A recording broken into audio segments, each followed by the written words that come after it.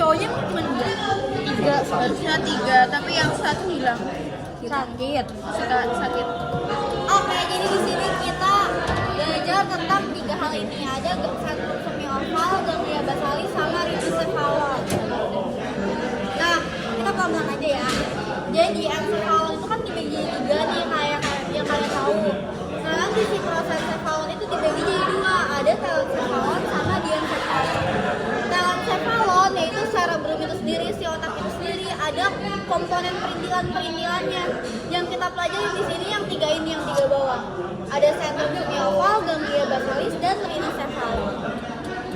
Nah, ini gambarnya si prosencephalon di telencephalonnya yaitu si cerebrum ini sendiri. Nah, di encephalon ada talamus, subtalamus, epitalamus di sini. Terus kita masuk ke ganglia basalis. Jadi ganglia basalis itu adalah substansia grisea. Kalau substansia grisea warnanya Abu-abu. ya, yang gelap, yang lebih gelap. Nah, substansia grisea yang tersusun atas apa? Tersusun atas ini. Jadi ganglia basalis ini cuma si 3 ini. Ada nucleus caudatus yang ini, terus ada putamen yang sebelah sini, ada globus pallidus yang sebelah sini. Nah, sebenarnya itu ada 2 nukleus. Yang ini kan nucleus caudatus, satunya itu nucleus lentiformis. Nucleus lentiformis itu gabungan dari putamen dan globus pallidus. Nah, ini gambarnya kan dia lebih gelap ya di tengah-tengah ini. Kalau misalnya yang ini kan substansia alba nih semuanya, yang ini substansia grisea. Tapi yang ini nggak dianggap ya, yang ini tuh talamus. Talamus itu nggak masuk ke dalam si ganglia basalis. Nah, tadi yang kayak aku bilang, dia tuh tersusun atas apa? Dari 3 ini, ada nucleus caudatus yang ini nih, terus ada putamen yang ini, terus ada globus pallidus yang ini. Kalau misalnya nucleus caudatus ditambah putamen, dia jadinya striatum. Terus putamen ditambah globus pallidus namanya nucleus lentiformis. Kalau misalnya striatum tambah nucleus lentiformis namanya corpus striatum, dan akan menjadi si ganglia basalis. Nah, kenapa nucleus caudatus dan putamen ini jadiin satu? Jadi ini yang ini.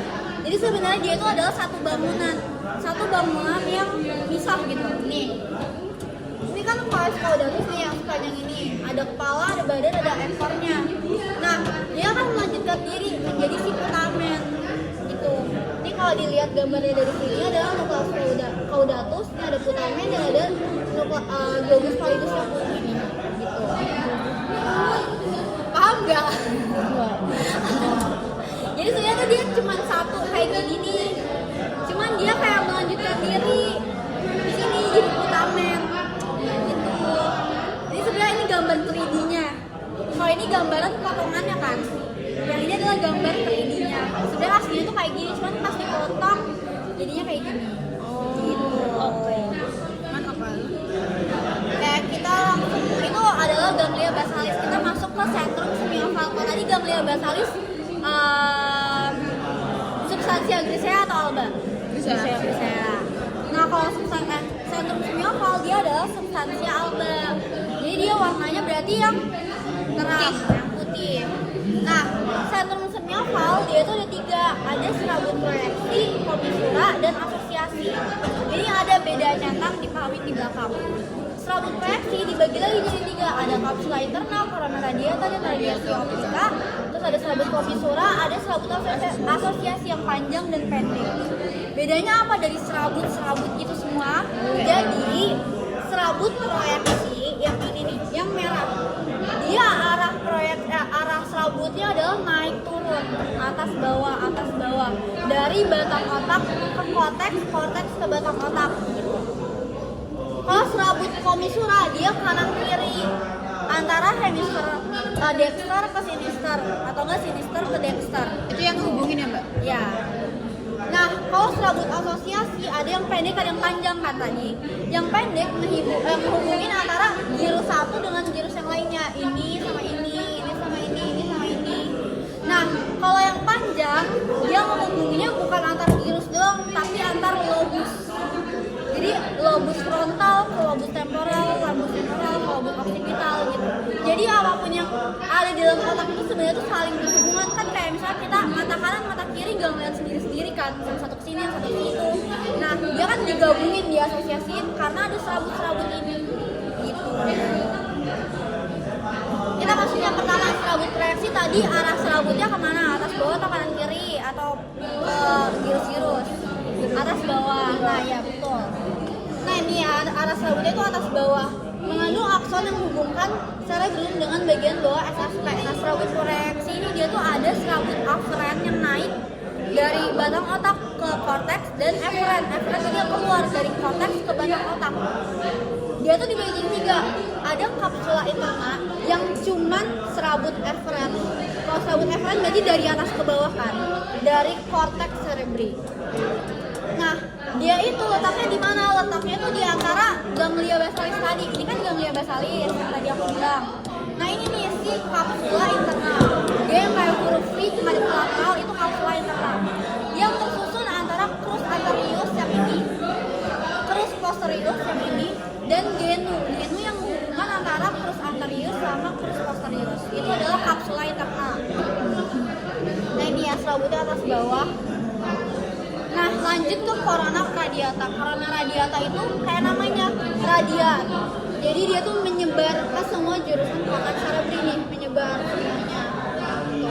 Nah, contohnya corona radiata itu apa? Contohnya adalah si radiasio optica itu sendiri. Jadi ini kan corona radiata nih. Nah, si radiasio optica tuh yang ini, yang di sini. Ini termasuk bagian dari si corona radiata, dan fungsinya adalah untuk penglihatan.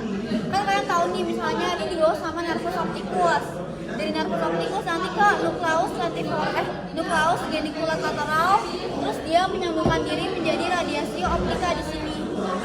Lanjut baru ke korteks penglihatan. Dibawa sama si radiasio optica ini nih. Baru ke korteks penglihatan visual. Tadi udah selesai serabut proyeksi yang arahnya atas bawah. Kalau serabut komisura arahnya kanan kiri. Lihat, mengandung akson yang menghubungkan satu daerah di satu hemisfer dengan daerah yang sama di hemisfer yang lainnya. Jadi antara hemisfer kanan dengan hemisfer kiri, tapi tempatnya sama. Misalnya di lobus temporal kanan ke lobus temporal kiri. Jadi nggak lobus temporal ke lobus occipital kiri gitu. Yang kanan lobus temporal, yang kiri occipital enggak. Jadi di tempat yang sama tapi hemisfernya beda. Contohnya apa? Contohnya adalah si corpus callosum yang ini. Terus ada commissura anterior, posterior, commissura fornicis, ya gitu. Terus ini gambarnya. Serabut commissura udah, sekarang serabut asosiasi. Tadi ada yang panjang, ada yang pendek. Kalau yang pendek menghubungin antara gyrus, kalau yang panjang menghubungin antar lobus. Misalnya fasciculus longitudinalis superior menghubungkan antara lobus frontal, lobus parietal, lobus occipital. Yang lain juga gitu, antara lobus occipital, lobus temporal. Pokoknya dia menghubungnya itu antar lobus, jadi lebih jauh. Tapi dia di satu hemisfer yang sama. Misalnya kiri ya di kiri aja, kanan di kanan aja. Jadi nggak nyebrang. Kalau tadi kan nyebrang tuh si komisura. Terus yang terakhir kita masuk ke rhinocephala. Kalau rhinocephala itu sebenarnya intinya cuma untuk penciuman si stimulus olfactorius. Ada apa aja? Ada bulbus olfactorius yang kayak balon. Ada tractus olfactorius nih. Ada substansia perforata anterior, perforata bolong-bolong. Ini yang ini. Terus ada formatio hippocampus, area septalis, dan area piriformis. Jadi intinya nanti ini sebenarnya hidung nih, rongga hidung kita nih di bawah sini.